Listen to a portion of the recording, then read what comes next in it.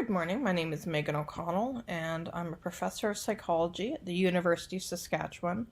And I'm also a clinical psychologist, and I practice clinically on the neuropsychology team at the Rural and Remote Memory Clinic, where we focus on doing diagnostic evaluations for dementia.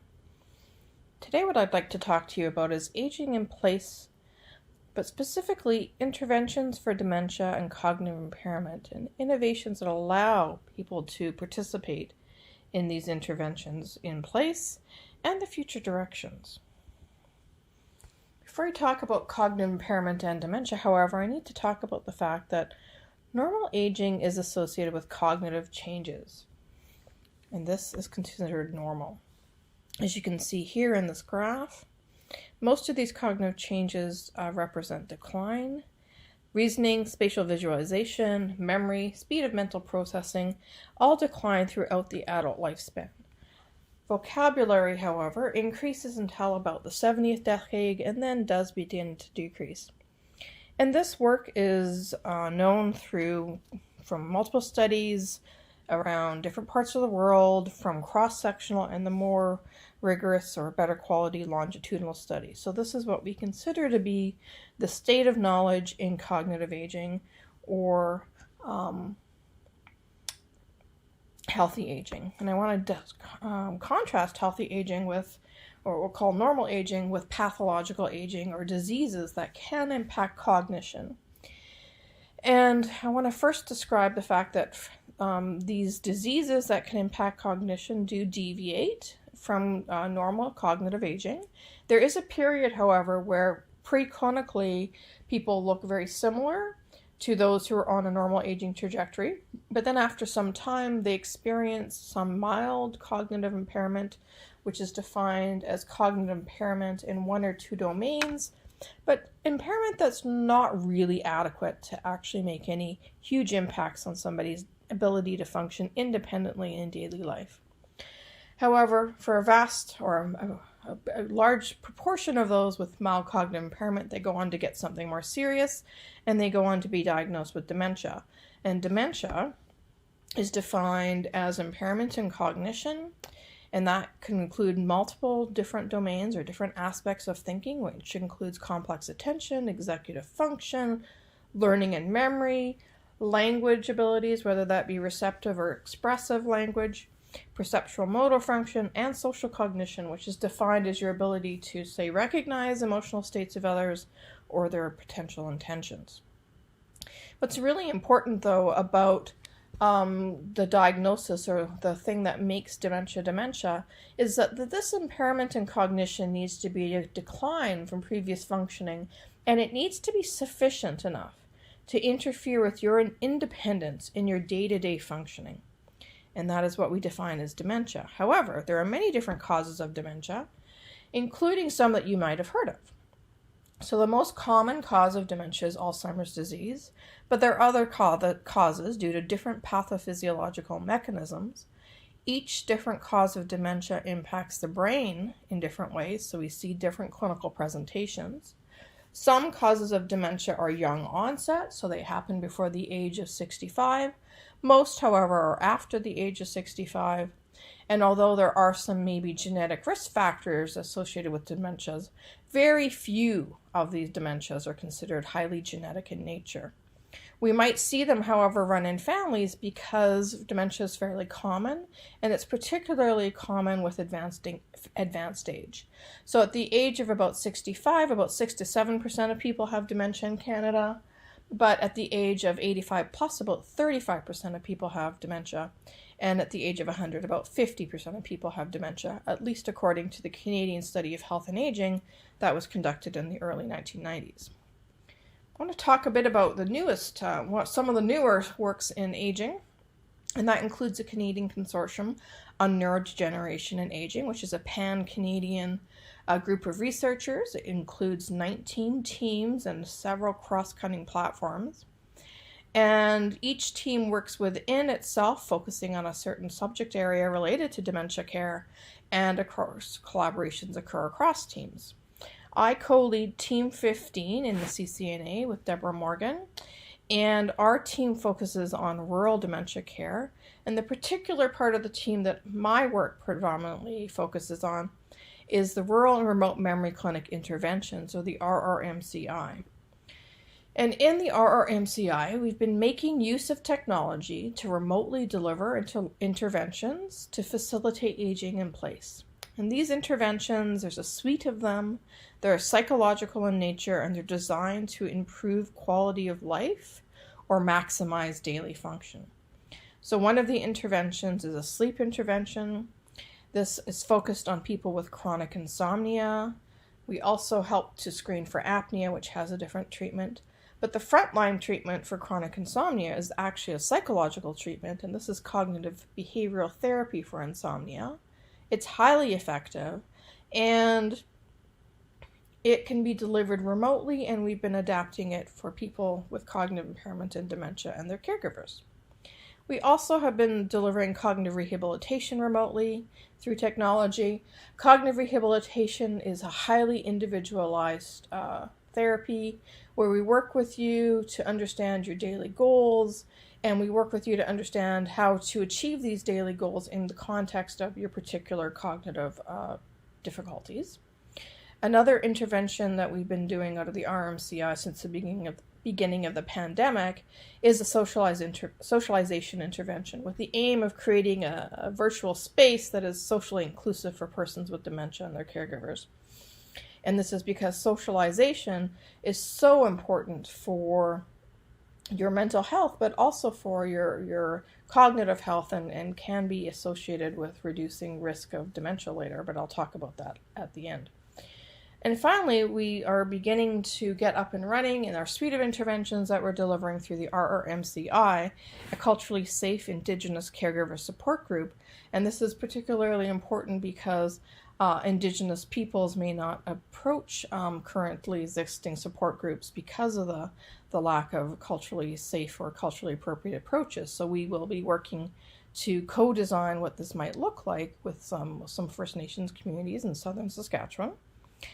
And this is important because caregivers of persons with dementia are themselves at higher risk of having accelerated cognitive aging and are more at risk of having dementia.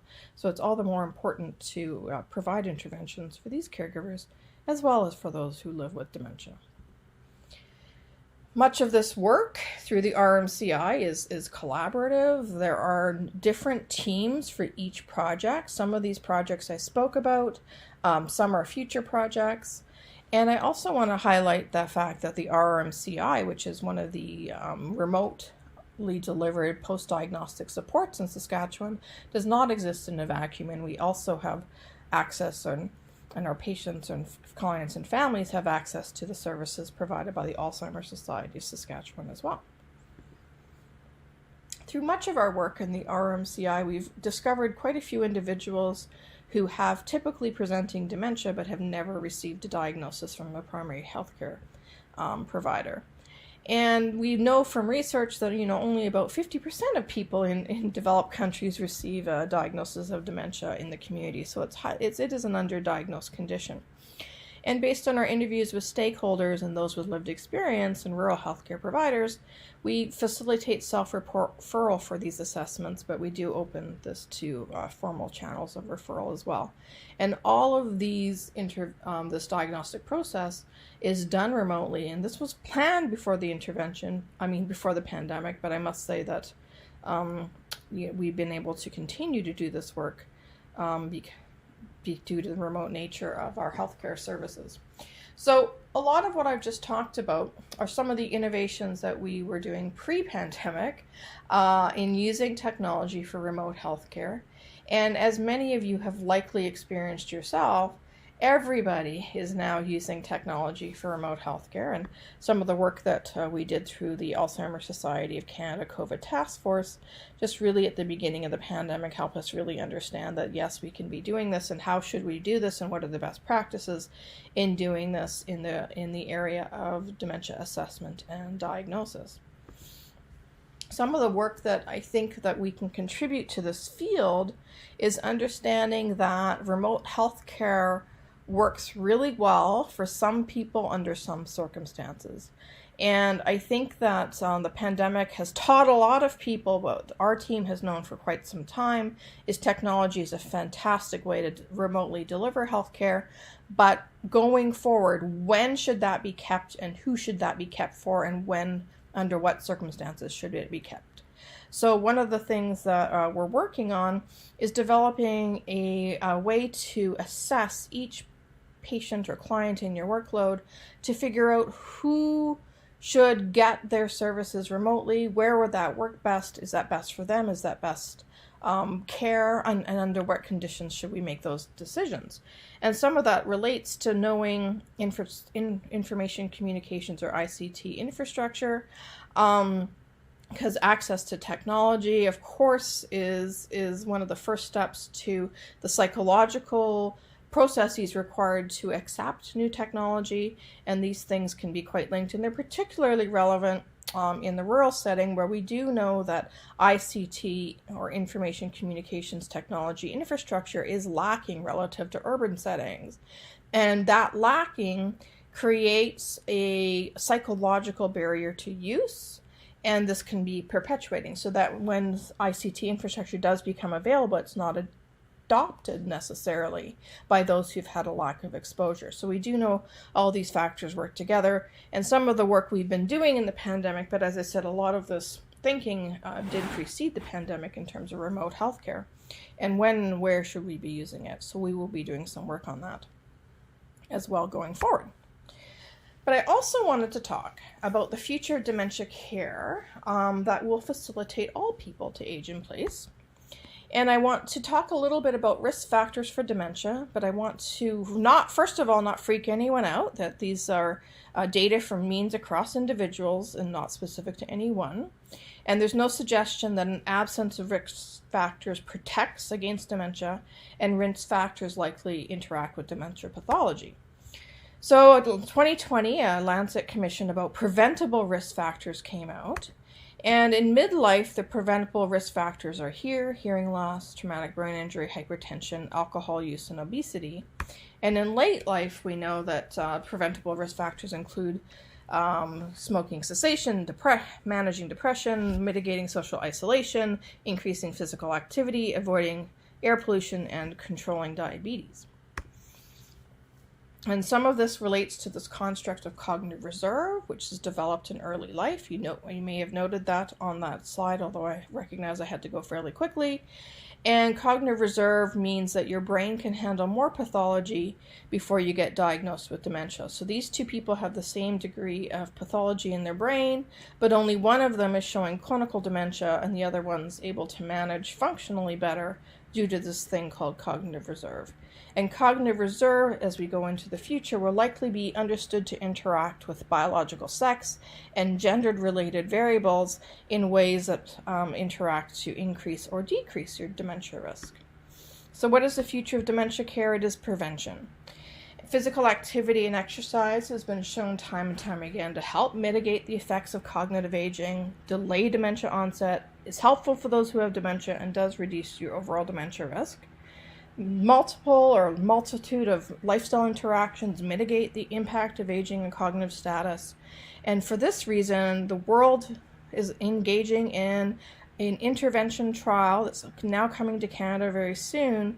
And it's a multifaceted lifestyle intervention aimed at dementia risk reduction and dementia prevention.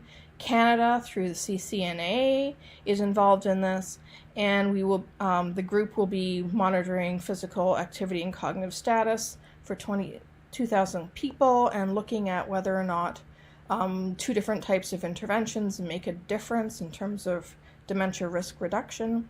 And I'm hoping Team 15 and CCNA, focusing on remote healthcare, can help with the CAN Thumbs Up and the individualized models for remote delivery, so that people in Saskatchewan, for instance, can participate in the CAN Thumbs Up intervention and engage in dementia risk prevention, which is going to be the real key to aging in place. And I'd like to thank you very much for your attention, and I'd like to thank our funders.